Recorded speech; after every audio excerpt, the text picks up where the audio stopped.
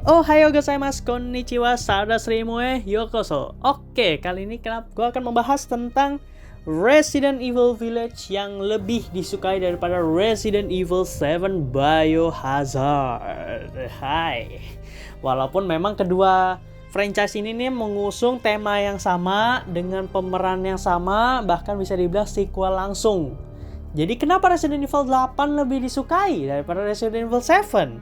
Mari kita simak pembahasannya berikut ini. Oke, sebelum gue membahas dan juga masuk ke lubang pembahasan yang penuh dengan spekulasi dan fakta-fakta menarik, ada baiknya gue akan mengingatkan dulu kalau misalnya video ini mirip seperti YouTuber lain, yaitu bersifat narasi. Jadi lebih baik kalian mengikuti dari awal sampai akhir agar mengerti. Karena sejauh ini memang gue suka sama penonton gue. Kritik, saran, dan juga komentar itu sesuai dengan yang ada di video. Jadi memang tidak ada yang miss, tidak ada yang miskom, dan pertanyaan itu memang di luar dari apa yang gue bahas. Jadi apa yang gue sampaikan kelihatannya sudah dimengerti oleh kalian. Kalau misalnya memang benar, silahkan di like dan juga komen. Kalau misalnya tidak, silahkan dislike, karena gue juga pengen tahu introspeksi diri apakah gue itu sudah cukup baik atau bahkan belum cukup dalam membahas suatu persoalan. So kita langsung simak aja. Kita masuk dulu dari Resident Evil Biohazard. Resident Evil Biohazard itu merupakan sequel dari Resident Evil 6 pada tahun 2014 ya.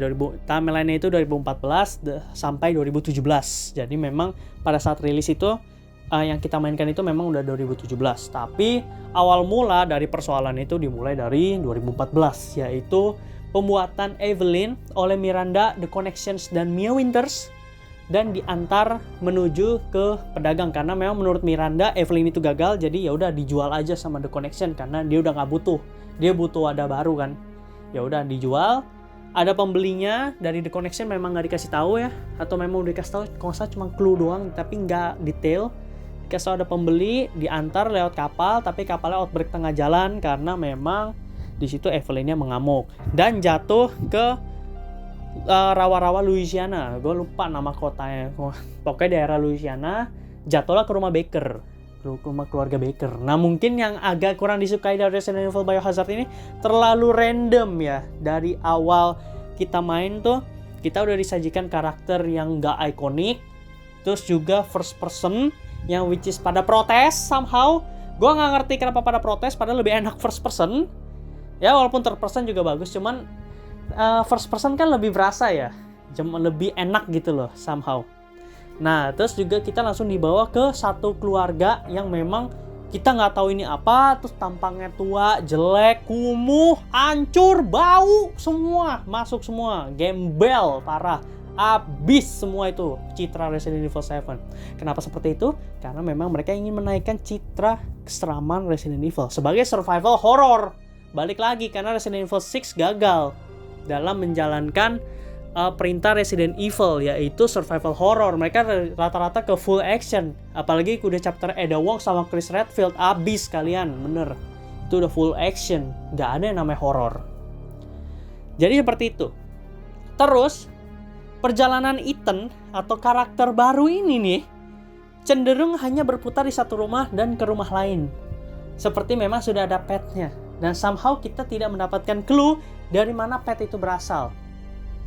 Dan mungkin ada peta, mungkin ada juga yang pakai mendengarkan dokumen radio. Tapi kan bagi player-player yang asal-asalan kan mereka hanya ngikutin apa yang ada, apalagi yang cuma bisa streaming doang. Bahkan nanya ke viewer, ini kita harus kemana nih, ini kita harus kemana. Viewersnya yang lebih pintar daripada dia ibaratnya main. Justru kan kita sebagai player maunya kan kita menunjukkan ke penonton, noh gini nih cara mainnya, ini malah kebalik. Malah dia nanya, oke nanya boleh, tapi kan at least dasarnya kita harusnya udah tahu dong. Jadi kan ibaratnya nggak ngomong kasarnya nih, nggak bodoh-bodoh banget lah, nggak malu-maluin banget. Ini malah kebalik rata-rata. Maka dari itu Resident Evil 7 Biohazard ini banyak yang nggak suka karena memang banyak banget miss clue yang tidak diketahui. Bahkan sampai akhir game selesai kan, baru DLC keluar 2 biji, Not Hero sama End of Zoe, kita baru mulai ada pay respect lah ke Resident Evil Biohazard. Lalu juga bos-bosnya yang cenderung manusia tanpa mutasi yang aneh-aneh di awal. Pertama bos yang kita lawan adalah Jack Baker. Jack Baker itu nggak ada mutasinya bagaimana-gimana. Kita cuma ngelawan bapak tua telanjang ke atasnya doang, terus juga memakai gergaji mesin. Gitu doang. Terus itu udah bos pertama ya. Terus bos kedua kita malah ngelawan si Margaret Baker kan. Kalau nggak salah Margaret Baker yang kedua ya. Iya. Kalau nggak salah Margaret, atau ada satu lagi kalau nggak salah, cuma gue kelewat. Yang gue ingat Margaret Baker, yang which is bentuknya creepy dan juga serem. Udah gitu bikin motion sickness. Jump scare di mana-mana. Pokoknya nggak enak lah itu chapternya Margaret. Kalau bisa lewatin, skip aja. Terus setelah itu kita lawan apa lagi? Ya oke, kita lawan apa? Jack Baker lagi, Pak. Jack Baker dengan mutasi yang sudah bermacam-macam lagi. Dan juga moldnya ini bukan zombie. Resident Evil kan zombie. Banyak banget tuh yang ngomong kayak gitu tuh. Resident Evil tuh harus zombie. Karena kan Resident Evil itu ya memang kita lawannya zombie. Sedangkan di sini kita dikasihnya lawan monster lumut yang jalannya aja acak-adul, bentuknya jelek, cakar dan duri di mana-mana, giginya tajam pula. Kita disajikannya seperti itu, dan ternyata itu dijelaskan adalah mold kan akhirnya. Baru pada pay respect. Dan ada lagi, Resident Evil kan virus bukan jamur. Kok ini jamur? Ini mah bukan Resident Evil. Loh. Ini kalau gue bahas ke sebelum-sebelumnya lagi repot nih nanti nih ke sequel sebelumnya. Itu makanya banyak banget nih yang bilang Resident Evil 7 ini merupakan Resident Evil gagal. Padahal sebenarnya honestly bagi gue Resident Evil 7 itu merupakan inovasi terbaru dari Capcom yang memang bagus. Memperbaiki citra first person di Resident Evil. Lu lihat first person yang ada di Resident Evil gak terlalu terkenal. First person di Resident Evil 7 banyak yang kritik, akhirnya naik sekarang. Lanjut ke Resident Evil Village, menjadi salah satu game terbaik kan akhirnya. Resident Evil Village. Kita lanjut ke sini. Kenapa Resident Evil Village itu lebih disukai? Karena memang satu, dia itu sequel. Dan kedua, kita sudah ada nama beken yang ada di sini, yaitu Chris Redfield. Dan dia berperan di lore cerita. Sedangkan di Resident Evil 7, Chris Redfield hanya berperan sebagai rescue team dari Blue Umbrella dan juga BSAA, yaitu menyelamatkan Ethan kan di akhir game kan dengan mengirimkan senjata Albert 01 itu blunder parah sih nama senjata, tapi setahu gue ada juga nama Albert itu deh untuk nama senjata. Dan juga untuk Resident Evil Village ini Chris Redfield yang memang ikut andil langsung. Ibaratnya ini kalau dari franchise Kamen Rider ya, Chris Redfield ini seperti secondary ridernya. Nah, primary rider ini si Ethan Winters. Nah, seperti itu. Jadi dia memang berperan dalam cerita, ada cutscene-nya, ada ceritanya, dan ikut campur bahkan sampai akhir kan. Jadi screen time-nya itu nggak main-main dan tidak dijadikan DLC. Ini adalah alasan lagi nih kenapa Resident Evil 7 tidak disukai. Karena Chris-nya cuma dijadi DLC. Udah gitu model mukanya beda. Sedangkan di Resident Evil Village, muka Chris itu merupakan penuaan dari versi live action yang CGI ya. Dan juga versi Resident Evil 5 yang bulky, gede, dengan muka yang lebar gitu. Itu merupakan perbaikan kesalahan yang bagus. Maka dari itu, Capcom rada full force juga nih ke Resident Evil Village. Dan juga villainnya nggak main-main. Boss di Resident Evil 7 itu cenderung membosankan karena semuanya bersifat horor dan juga creepy, bastard, terus juga slasher horror lah. Dia lebih kayak Jason, lebih kayak Halloween, terus lebih kayak ke Texas Chainsaw. Sedangkan kalau di Resident Evil 8 seperti video gue sebelumnya, ini merupakan paket lengkap banget.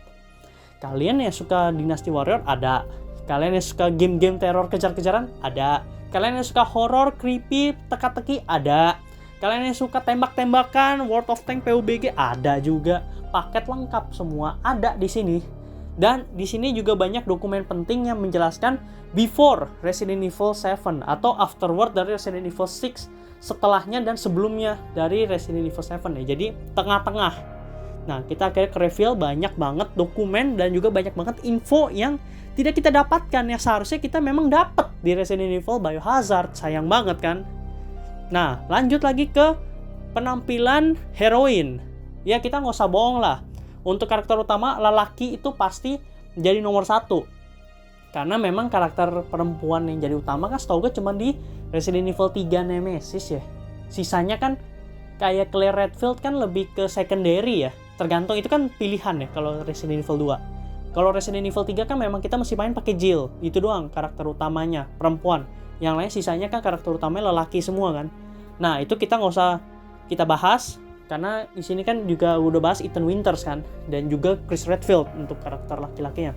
Nah, di sini nih untuk di Resident Evil Biohazard untuk desain perempuannya itu jujur kurang menarik ya. Jujur dari awal emang kurang menarik. So, gue akan membahas sedikit fisik dan juga membahas sedikit tentang perannya.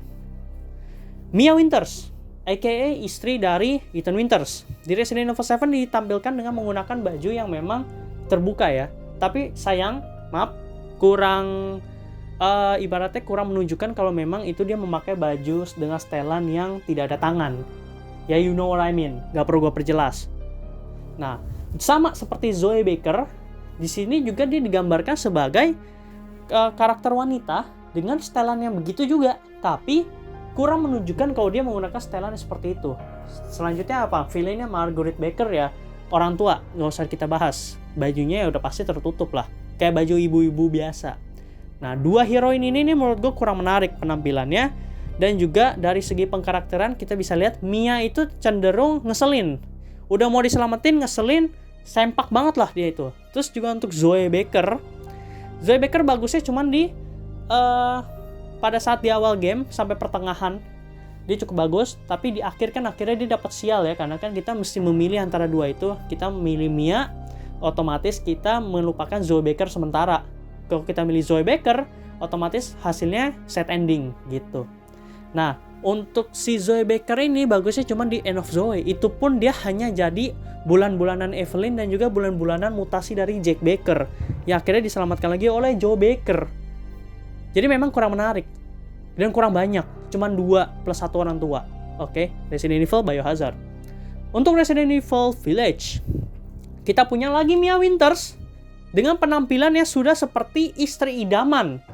Walaupun fisiknya masih sama seperti Resident Evil 7, tapi kan dia istri idaman banget, dari pakaian, cara bicara, penggambaran karakter, itu udah menjadi istri idaman banget ya.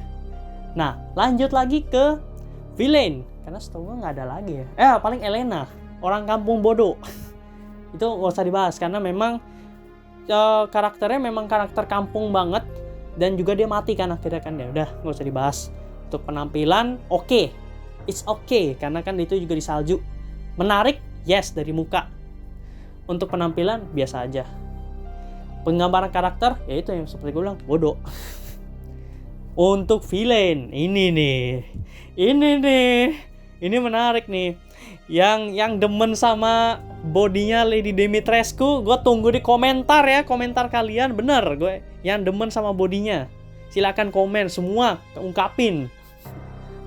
Jadi kita punya Alkina Dimitrescu dan ketiga anaknya.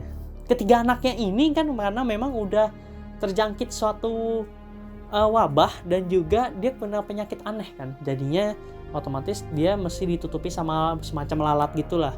Nah, itu yang mengubah penampilannya jadi serem, jadi kayak vampir banget. Sedangkan Alkina Dimitrescu-nya itu tidak mengalami perubahan cukup besar, cuma memang dia tidak mengalami penuaan ya, jadi umurnya memang udah tua banget, kayak Tsunade dari Naruto lah. Terus juga bodinya gede banget, kata si Carl Heisenberg, super size ass bitch. Ini kasar banget gua. Nah, terus juga ya dengan penampilan dan pakaian yang terbuka dan ya seperti itu, menampilkan body wanita banget dari atas sampai bawah pokoknya. Terus juga pengkarakterannya yang memang sangat ngejar-ngejar banget ya, sangat mencekam, sangat tegas, galak, dan juga sangat jahat. Kita bisa lihat dari dia terus mengejar Ethan, sama seperti Mr. X di Resident Evil 2 Remake, dan juga seperti Nemesis di Resident Evil 3 Remake.